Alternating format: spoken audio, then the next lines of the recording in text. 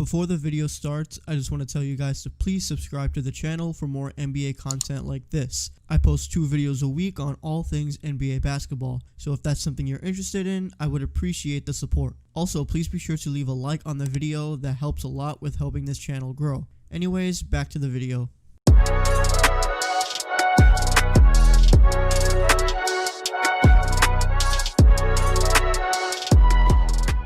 With the 2020 NBA season ending after an entire year, we now look forward to the 2021 season.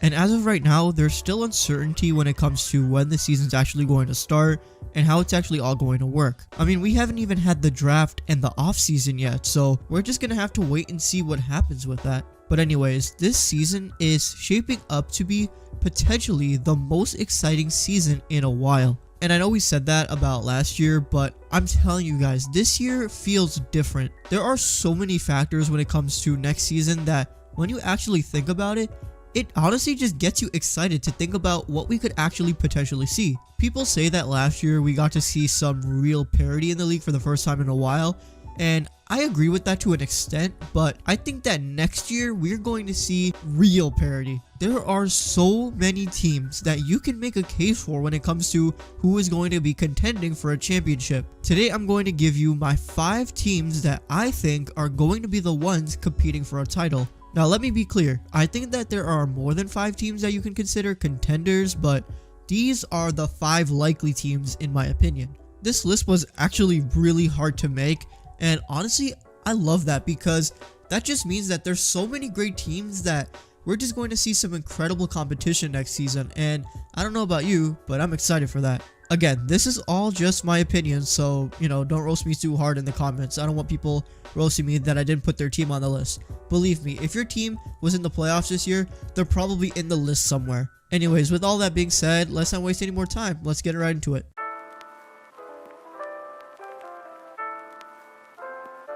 So yeah, I actually have the Miami Heat, the Eastern Conference champions, as an honorable mention and not in the top 5. This may be surprising, but let me explain. I think that it's general agreement at this point that part of the success that the Heat had was because the bubble environment was built for them. The neutral arena with no fans in an environment that was basketball 24/7, that's perfect for the Heat. So now the question is, can they replicate that success in a normal environment? And that's why I have them just outside of the top 5. They have proven to be an incredible young team with so much depth and talent. Jimmy Butler proved that he is a superstar that can lead a team to success. Bam Adebayo proved that he's an all-star. Tyler Hero had an incredible rookie year. This Heat team can definitely do it again. I don't want to write them off, but it will definitely be a lot harder to do it again next season. I just don't see the Heat having that kind of run in the normal environment and not in that bubble scenario. They will definitely be in the conversation, and they will be a team that we all pay attention to next year, obviously, but the league next year is going to look so different, and I think that because of that, the Heat are going to have a harder time duplicating that run. Now, I might eat crow again, because for all we know, they just might do it again. It's not impossible, but it's more unlikely that they have that kind of success again, especially with more teams and more players around the league coming back and entering the discussion.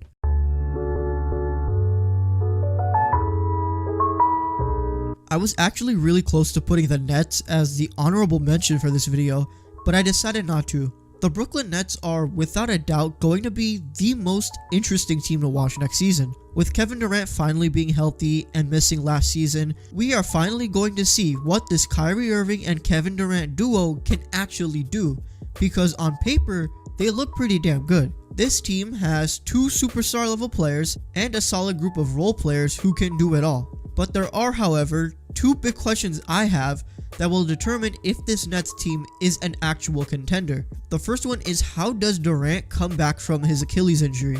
Because let's just remember how serious tearing an Achilles actually is. It is very rare for a player to come back from that and be even remotely the player they were before the injury. I mean, let's just think about this injury in recent memory. Tearing an Achilles ruined Kobe Bryant's playing career in 2013, and only Dominique Wilkins was able to somewhat come back from his injury. I just hope that KD can come back in some shape or form to his pre-injury self. I don't expect him, unfortunately, to be that old Durant that we all came to know and love, but if he can be a fraction of that, then he'll still be one of the best in the league. That's just how great he is. Another question I have with the Nets is how will the new head coach, Steve Nash, operate? Coaching is something that's going to be very new for Steve Nash, and I'm just curious how he approaches the job and also how he develops a relationship with the players that helps boost team morale. These two factors for me are going to determine how successful the Brooklyn Nets are this season. But let's be clear, a team with Kyrie Irving, Kevin Durant is going to be a contender.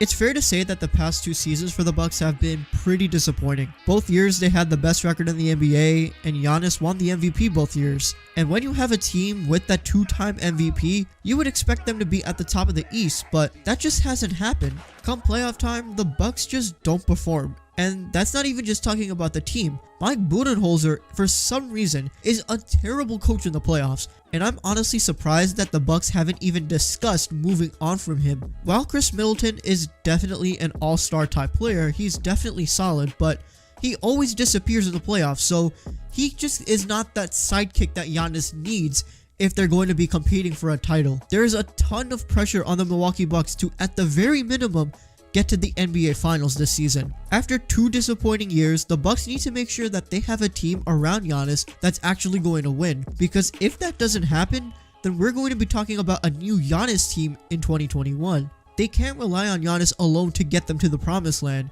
They need to actively build something better for him to keep him happy in Milwaukee. With all this being said, because of just how great Giannis is, they are still a championship contender. With how great the Bucks typically are in the regular season, you can expect the same thing again next season because that's how they are. It is important though to be doing well in the regular season because it does put them in a home court advantage that could help them hypothetically in the long run. You know Giannis is going to do everything he can to will his team as far as possible, and he could do it, but he's going to need more help if he actually wants to win the whole thing. The Milwaukee Bucks are still, in my view, a top 3 team in the East, a top 5 team in the league, and that alone does give them a shot at a title run.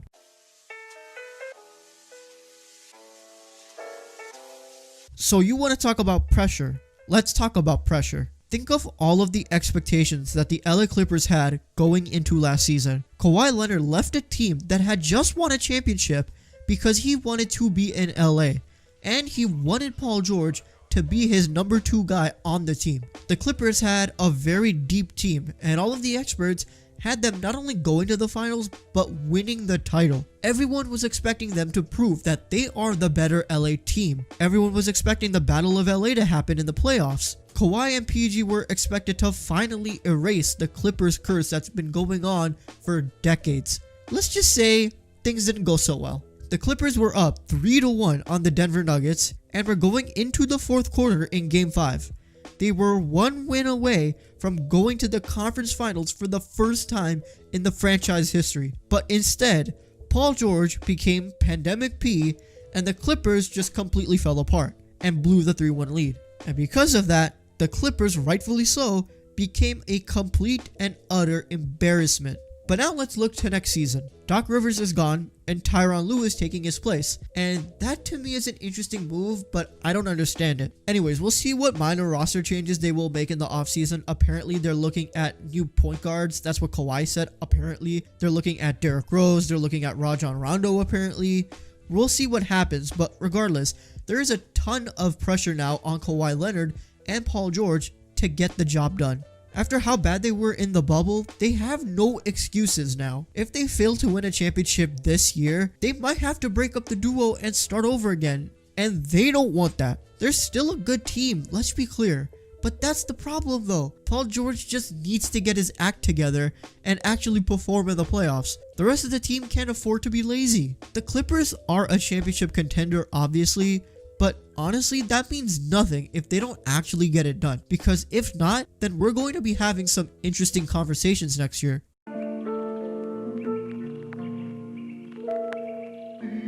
Here is an example of a team that is in the perfect position going into next season. Stephen Curry barely played last year due to injury, and he's had his rest. Klay Thompson hasn't played in a year and a half, so you know he's well rested. And because of how bad their record was, they didn't get any bubble play, so the team as a whole has gotten rest. And that's not it. They also have the number 2 overall pick in the draft. So the Warriors are in a very good position to jump right back into title contention after what was essentially a year break. This team to me is the biggest challenge to the Lakers, and I think that with all of the hype last year of Lakers Clippers, I think we're going to see that interest in Lakers and Warriors, and that's just my opinion. Steph Curry is not just this super fun player to watch, he definitely is, but after an off year, he's going to want to prove that his team and himself are still on top. He wants to remind the league that. Klay Thompson is going to want to make a big splash after missing an entire year. Draymond Green is going to play a significant role like he always has, and his role is going to be probably bigger because there's no Kevin Durant. They also have Andrew Wiggins, who is going to be on a team that's actually winning, and that's going to be completely new for him. So whether they trade him or not, if they keep him, I'm very interested to see how he does. I'm also very curious to see what the Warriors do with the second pick.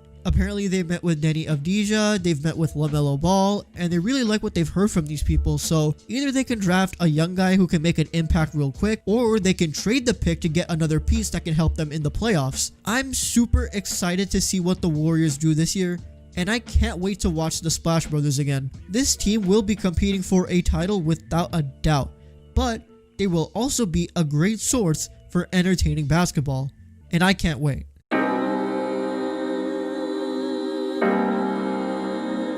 So yeah, this is obvious. The defending champion Lakers are going to obviously be the favorite to win it all next year, and that's assuming they don't make any major roster changes, which they probably won't. Anthony Davis's contract situation isn't confirmed yet, but in my prediction, he's probably going to sign somewhere between a 2 to 3 year deal.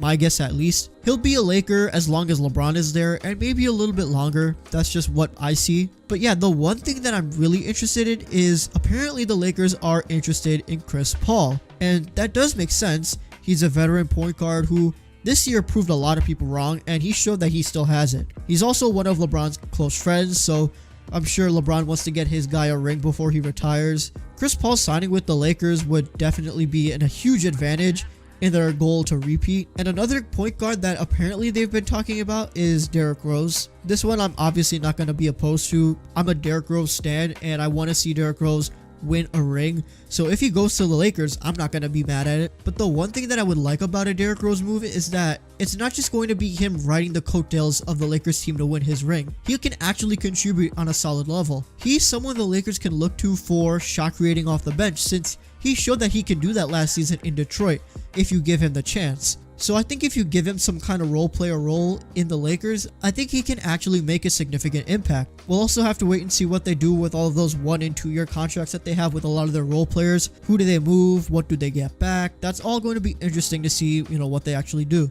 Regardless, the Lakers are, they won it this year, and they're going to be the automatic favorite next year. But the West is going to be looking a lot different. So we're going to see how they do. Alright, so that's going to wrap up the video. Thank you guys so much for watching. If you did enjoy, please be sure to leave a like and comment down below what teams I missed, because there's definitely a lot more teams that I can just name off the top of my head. Boston, I can think of Denver, I can think of Dallas, I can think of maybe even Houston, I can think of, maybe Toronto. These are all teams. Philadelphia. See, I can name all these teams off the top of my head, but this was just my 5. So it's all my opinion. Don't hold me to it. I already said it already. And also, if you haven't already, please be sure to subscribe to the channel and make sure you turn on your notifications so you don't miss an upload. Thank you guys as always for the continuous support, and I will see you guys in the next one. Peace.